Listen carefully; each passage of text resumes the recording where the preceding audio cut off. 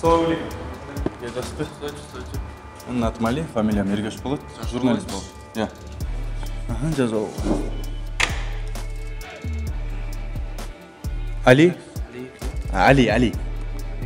Али Ергешев. Туғандар жақында бізде ПЦР жөнінде шығарылған, Ош аэропортында тартқанбыз, білесіздер. Ошондон кейін елдер толық бір маалымат жиынтыққа келіп бергиле дегеніне байланышты біз Минздравға келгенбиз азыр. Министрдің же болбосо анын орунбасарларынан ПЦР чыныгында мыйзамга кандай карайт? Ошол нерселер жөнүндө суроолор бергенге келгенбиз. Эми азыр байланыштан эмеде жогорку кеңешке кетиптир. Жогорку кеңешке эч ким жокпу жооп бере алат? Сиз эме кылбайсызбы? Где-то 2 Жок, азыр жумуш убактысында байке. Жумуш убактысында мыйзам боюнча мына жерде болуш керек да булар. Министр эмес, анын орунбасары да боло берет. Эң кызыгы жумуш убактысында жок да, башкармалуу же болбосо аларга жооп бере турган адамдар жок. Жумуш ордунда. Бул жакта жазылат, башкармалардын жана бөлүмдөрдүн башчылары саат 2ден баштап 6га чейин кабыл алат деп жазылат. Бизде буюрса 2 болсо.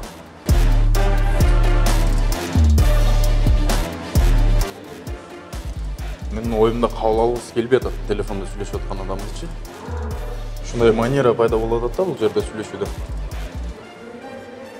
Беги, ким кабыл алгысы келбей аткан? күтө турасызбы азыр? Жок, мен күтө албайм да, уже мен ушунча күттүм да. Ким кабыл алгысы келбей атат? Ошо адамды айтсаңыз. Байкес бияктан минута ишти күтөмөт. Иә. Минутач. Жок, мен күтүп атам. Кабыл алгысы келбеген ким? Белгисиз адам кабыл алгысы келбей атат да бизде. Кандай дейсиз байке? Жок, сиз телефонда сүйлөшкөн адам менен жолуктуруңуз. Эмнеге кабыл алгысы келбей атат булар?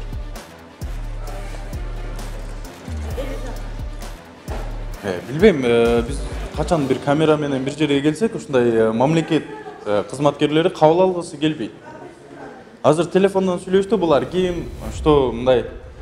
Мен мындай нерседен алысмын, бирок кандай бир журналисттердин деңгээлине карап туруп да, сатылган журналисттер да жок эмес да, биздечи ошондой журналисттерди айырмалап туруп, алардын айырмасына карап туруп мамиле кыла турган кызматкерлер пайда болуп баштады бизде.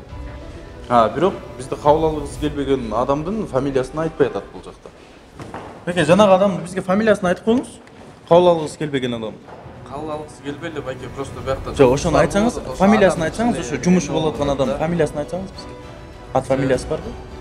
Жок, билип койсун да, мындай мен көрөрмандар билип коюш керек да. Биякка туура эмес информацияны жеткизип салгансыз, кабыл албай атат деп чал айткен. Сиз сүйлөшүүдөн кийин байкадык да биз сизди. Жок, мен сөзүңүздү угуп атам да. прямой. Мен сизди сөзүңүздү угуп атам да бул жакта сүйлөшүп атканда. Секретарынан чалдым ошо кабыл. Ким келди деди, сурады, журналист деди, значит башымды оорутпа дегендей кылып эле киргизбеди. Кабыл алып атат, аз кое тур деди. Кимди кабыл алып атат? Кабыл алып, я сейчас перезвоню деди. Мейли, бизге направление бериңиз, ошо кабинетке чейин мен барайын деп атам. Мен киргизе албайм, аз кичине тура. Эмне үчүн киргизе албайсыз? Аз кабыл алып тур жаганда. Иә. Кабыл алып. Өз негизи мына мыйзамсыз билесизби? Ошо кабыл алып. Тоскоолдук жаралбашы керек элдерге. Ачкыңыз беке? Аз байкес кое туруңуз деди. Экинчи этажбы, биринчи этаж? Сизге кое туруңуз дедим го, мен уруксат берген жокмун, туурабы? Сизден уруксат алганга милдеттүү эмесмин да. Жок, бияктан айттым, кирбей туруңуз дедим, туурабы? Жок, мен сизди уктум. Мен ага макул эмесмин. Жок, биякта күтө туруңуз, азыр чалат, азыр кирет. Жок, мен неге күтүшүм керек? Кичине убакыт го. Минутага жетпеген атыңыз ким? Дилшат, Дилшат мындай да. Туура сөзсөз, мен жумушум. Зарплата төлөп аткан. Мындай эл зарплата төлөйт да аларга. Биз зарплата төлөп, эмнеге биз аларды күтүшүбүз керек сыртта жалдырап? Жок, минутага жетпеген убакыт. Жок, минута эмес, бул жерде 5 минутада өтүп кетти, 10 минутада өтүп кетти. Просто кабыл алып отурун ар жакта. Жок, мен ошол жерге барайын деп атам. Барасыз ошо кабыл. Ооба, мен кирип барайын. Туура эмес го дейм ушундай. Жок, мен ошол жерге барып, эшиктин астында күтүп турам. Эшиктин астында күтүп турам. Кичине эмнете турбайсызбы, чыгамды го. Жок, мен күттүм деп атам го. Минутага жетпеген өзүңүз деле мен күттүм байке. Өзүңүз телефондон уктуңуз турабы? Сиз менден сурандыңыз, мен сизди күттүм. Ошол убакыт өттү. Эми мен аны четке кагам. Мен ошол жерге чыкканга чечим алдым өзүм. Макул беке. Мына орунбасардын кабинети бул жакта. Тура. Саламатсызбы эжеке? Иш ордунда барбы? Кайга кетти? Анын ордунда ким бар? Дагы. орун басарларынан. Бизде билем да мындай министр, анын орун басардын орун басары, анын дагы жардамчысы ушундай нерселер көп да бизде. Отдел управлениялардын башында турат. Ошо азыр бизге ПЦР маселеси боюнча келгенбиз да. Ошого ким жооп бере алат? Вот мына ПЦР биздин элдердин миллиондогон финанс залга алып келип атат да. Бизге аябай биздин элди кыйнап атат да ошо ПЦРчи. Билесиңерби ошо нерсени? Мигрант болуп иштеп атканы баргандарды кыйнап атат. Эжеке, атыңыз ким? Салтанат. Салтанат эжеке. Мындай кылалы, чалууларды токтотуп, мындай экөөбүз практически ошо кабинеттерге алып барыңыз мени. Ошол жооп бере ала турган адамдардын кабинетине баралы. Мындай жаман көрбөгүлө сөз менен, бирок ушул министрликтеги адамдар мындай креслодон тургуңар келбейт экен да. Баары эле ошо креслодо отуруп, чалуулар менен алектенет экен да. Андан көрө мындай кичинекей эле здание го бул жак. Мындай барып кабинетине чейин көргөзүп койсоңуз, же болсо айтсаңыз биз барабыз өзүбүз. Мындай жөнөкөй эле чалуулардын кереги жокпу дейм да. Министрдин канча орун басары бар эжеке? 4. Төртөөнүн бирөө да жокпу азыр. Бар. Кимиси бар? Ошого киргизип койгоңуз эжеке, мени кыйнабай. Бар, жумуштар менен келишет да обычно. Жок, бар дегениңизге киргизип койгоңуз. Аэропорттордон сурасак, Минздрав жооп берет дейт. Минздрав департамент дейт. Жок, биз Минздравга келгенбиз. Анткени Минздрав ошол нерсени көзөмөлгө алган. Минздрав ПЦР деген токтомду чыгарган. ПЦР маселеси боюнча аны көзөмөлдөө Минздравдын мойнунда. Эжеке, ПЦР боюнча кимге жолугушсак болот биз? Жок, приемная деп силерде жазып коюп бер да. Кабылдама ушул жакпы? Кабылдама ушул жак. ПЦР боюнча немеден сураңыз? Биринчи этажда Бубуджан Арпаевна деген бар. Ошондон тапшырып койсоңуз. Эжеке, мен бир аз түшүнбөй атам да. Мен ал жерде билбейм. Кабылдама. Ошол жерге кабыл алып, адамдын эмне маселеси бар экенин угуп, анан бул жакка барасыз дей турган жерби же кандай жер? Бул жакта Саламатсызбы? биринчи этажга түшүп. Биринчи этаж. Жүрүңүз. Жок, жанагы министрдин орун басары бар дегениңиз ким эле? Я, ошого баратабызбы? Министрдин орун басары экен. Я. Жок, телефондон сүйлөшпөдү, кире берсин деп айтып турган. Азыр телефондо сүйлөшүп түшкүлө деп айтты го. Сиз жок эле жашап келгенбиз. Эмне эле кыйын. Бул жакта да орун басары бар экен. Бул жакта да орун басары бар экен. Бул жакта ким отурат эжеке? Министр? Барбы министр? Жогорку кеңешке кетти. Орун басарлар да жок, Орун басарлар да жок экен да, кабинетин издеп жүрөбүз. Эчтеке аткарылбайт. Бирок, мындай бир айда 25 күн эсебинен зарплата алынып атат. Бирок келсең, ылдыйда отурганы да, өйдө да отурганы да эчтекени билбейт. Кимден жооп алганды билбей жүрө бересиң ошо. Ассаламу алейкум эке. Сиз ким болосуз беке? Менин атым Али, фамилиям Эргешев болот. Так. Журналист болом. Эмне маселе менен келип жүрөсүздөр? ПЦР маселеси. ПЦР маселеси менен главный санитардын ачып бардылар. Биринчи этажда ушул жерден Кабинеттери жабык экен. Солго. Күтө турган жумуштар менен жүрөт иште. Жок, негизи алардын ордуна да жооп бере турган адамдар барбы? Мындай Бар иштеп атат. мына здание иштеп атат да турабы? Ооба. Жумуш убактысы азыр. Жумушта жүрүшөт.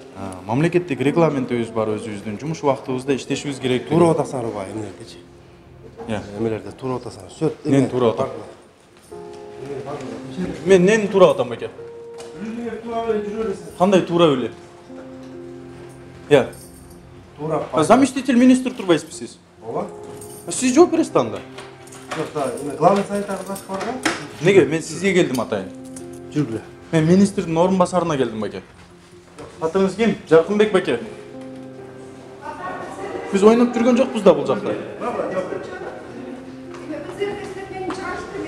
Жок, мен министрдин орун басарын таптым уже. Саламатчылык. Мен жылдыз басмасөздөн чыккан. Все, азыр эжеке. Не кылыш Тартиби керек? жок бул. Сүйрөп чыгарыш керекпи? Жок, жок. Бул жерде силер жооптоп отурсуңар. Канча адам жатыр? Кайга чыгаргыла? Эчке чыгарып. Сиздин үйүңүзбү бул бизди чыгарып салгыла? Жок, чың жигит. Жок, токтоңуз. Иә. Без агрессии, хорошо? Жок, агрессия эмес. Сиз эмне чыгарып сал деп айтып Жок, атасыз. силер мына силер маселени укканы келдиңерби же мен атайын ушундай хайп үчүн келдим? Жок, мен сизден суроого жооп алганы келдим. Мына бул айтып атпаймынбы? Общественный здравоохранение. Пресс-служба жооп бере албайт. Угасыңарбы силер? Жок, сизди укпайм мен. Келсеңиз бери. Мен сени аркан жүрөм го. Координацияны сайт. Мына заведующий общественный здравоохранение ПЦР боюнча жооп Мен берет. жооп берем. Министрдин орун басары жооп берген жакшыраак да мага. Сиз милдеттүүсүз байке жооп бергенге. Мен видеоконференц связим бар. Мен азыр Жок, сиз милдеттүүсүз жооп бергенге. каалаган убакта жооп бергенде милдеттүү эмес. Милдеттүүсүз. Сиз элдин налогунан зарплата алып иштегенден кийин милдеттүүсүз. Кандай бул? Силер кирип алып эле каалагандай эме боло бересиңер. Каалаган убагыңа Сиз милдеттүүсүз. Жок, эжеке токтоңуз. Жок, кандай килеген заведующий менен жооп Мен жооп берем. берген. Мен Сиз милдеттүүсүз байке.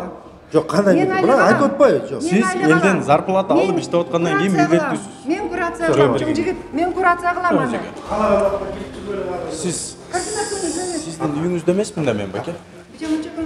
Жок, жок. Иштей бергиле. Жок, сен барба. Сен мени ошоктон чыгарбадыңбы? Сени координационный советтен Келбейсиңби? чыгардым. Жок, мени койсоңуз. Жүрүп кел. Койсоңуз. Угасыңар? Бура айтып кетпеңиз да мен. Мен ошо жакка Работай спокойно опять. Ноги. Провокация эч кандай эметпейли. Кел. Келбейсиңер, көрбөйсүңөр жумушту. Жок, жумушту эмес, биз суроого Атың жооп ким? келдик. Али мен. Жок, көрбөйсүңбү жумушту? Камил, мен ошо жакта Көрүп тургам. атам сыртта. Сыздабай тургачы. Атың ким? Али, Али, Камил эмес Али. Кел. Тартпайсың аны. мен Жок, байке. көзүң барбы, жок? Мана жапсаңыз, сиз мынаны ачып алып туруп, шум берип атасыз да. Жапсаңыз, мен сизге айтып берем. Канча киши отурат? Байке, силердин жумушуңарды мен сыртта көрүп атам. Кыйналып аткан элден көрүп атам. Атайын да эмес. Анда мен да тартайын. Тартыңыз, тартыңыз.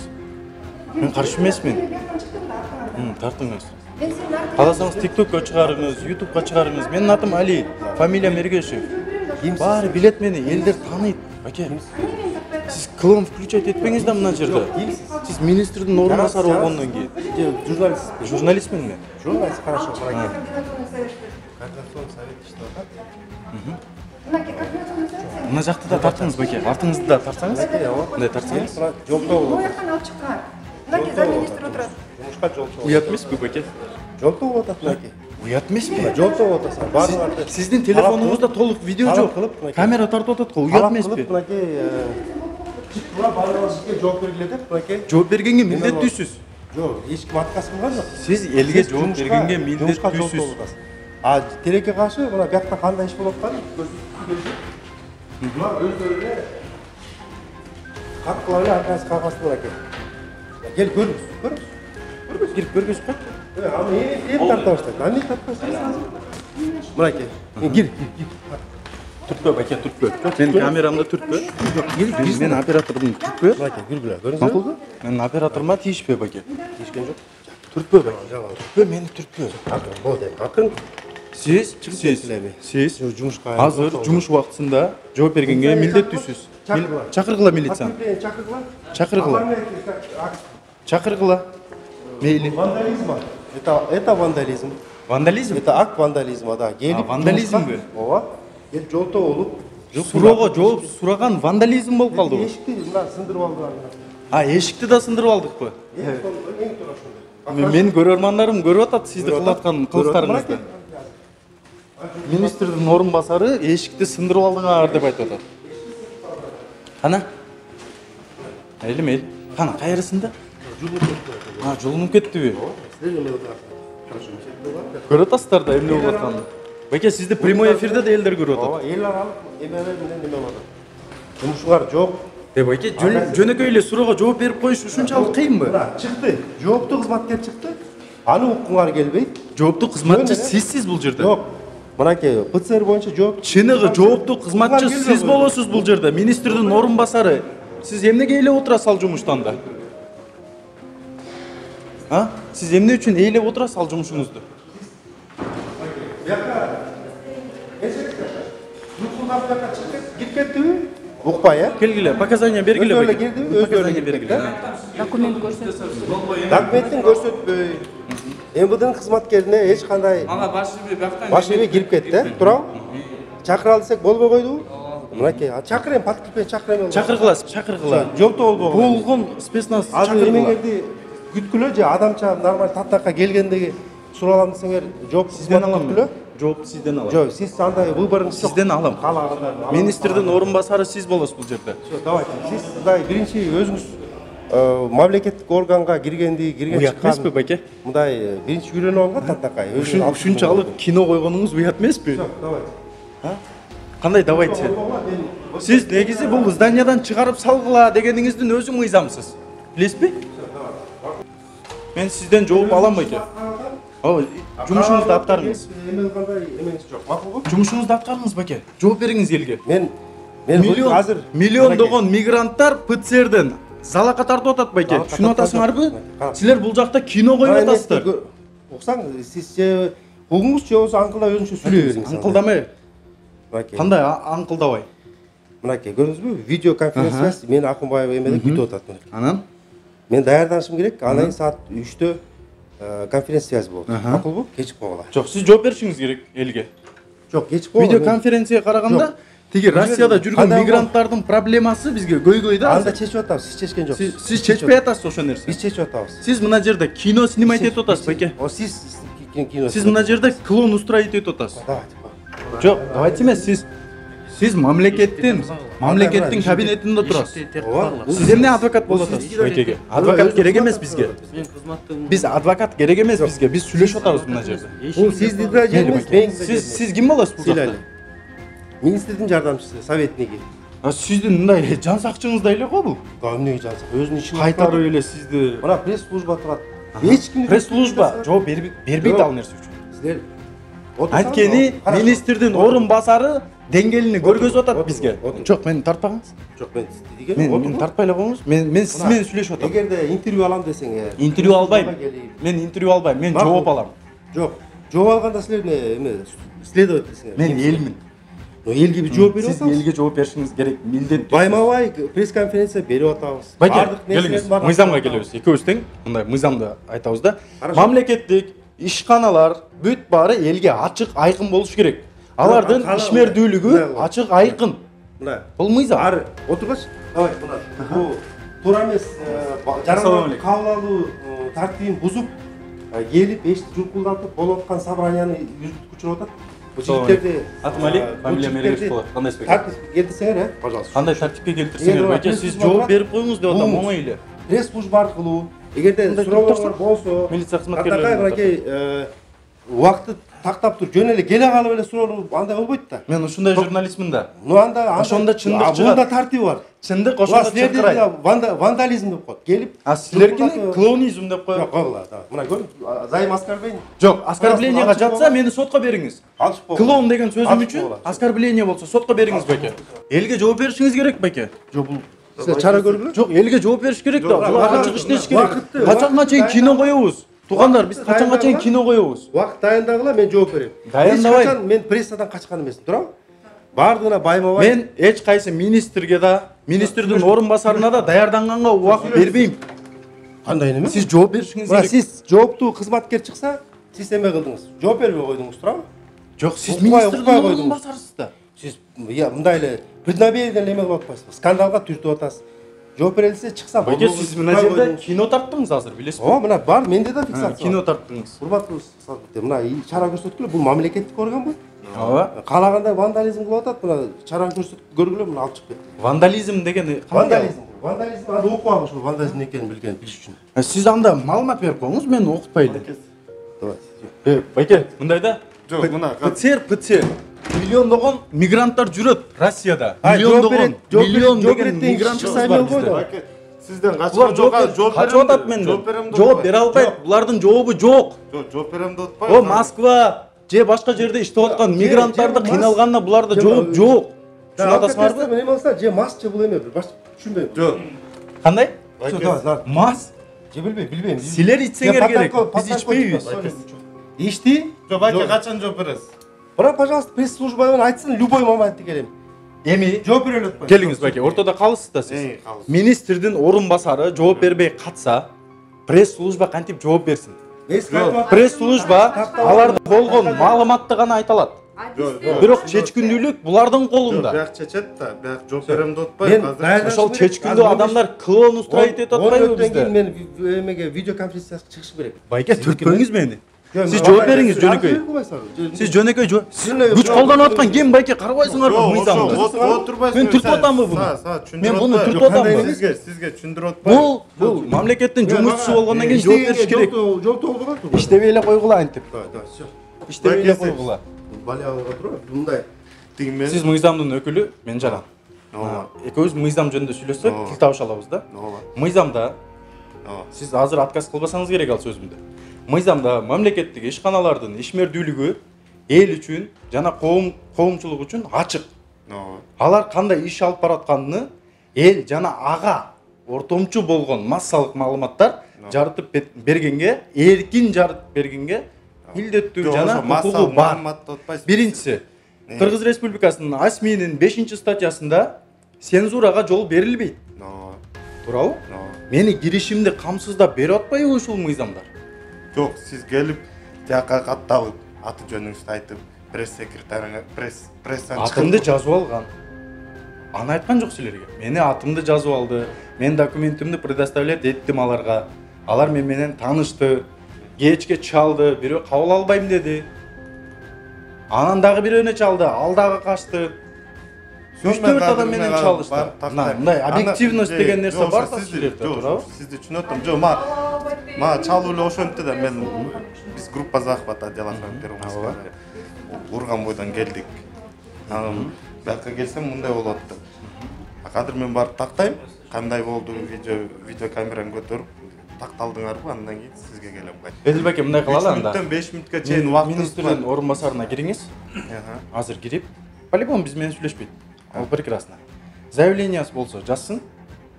Мага карата заявлениясы болсо жазсын. Мыйзам түрүндө мен жооп берейин. Бирок мен азыр бул жерде иш алып баратканым мыйзамдуу.